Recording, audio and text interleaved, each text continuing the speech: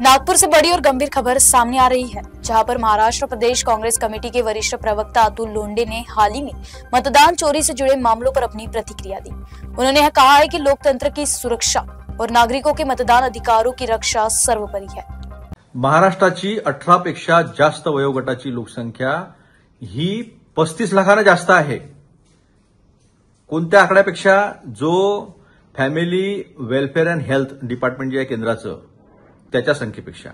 ते किती म्हणतं तर 2024 साली 9,54,00,000 हे 18 पेक्षा जास्त वयाचे लोक आहेत।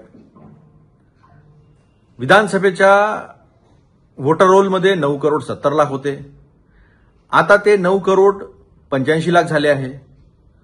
म्हणजे 31 लाख वोटर हे जास्त झालेले आहेत। एवढी लोकसंख्या कुठून आली? तुम्ही सांगितलं होतं आम्ही जे डबल रजिस्ट्रेशन आहे ते आम्ही कापू, ते कापले का तुम्ही? म्हणजे तुम्ही रिव्हिजन केलं ना आता हे आले तर? मग हे रजिस्टर झाले तर मग ह्याच्यामध्ये 18 वर्षाचे किती आहे की याच्यामध्ये 65 वर्षाचे आहे, 100 वर्षाचे आहे, 70 वर्षाचे आहे पहिल्यांदा रजिस्टर करणारे? हा सगळा घोळ जो आहे हा निवडणूक आयोग केवळ न केवळ बीजेपीला जिंकवण्यासाठी करते आहे। त्यामुळे सगळा आकडा सांगितला पाहिजे की 18 वर्षाच्या वयाची लोकसंख्या जे तुमचं डिपार्टमेंट भारत सरकारचं सांगतं ते आहे की तुम्ही सांगता ते आहे।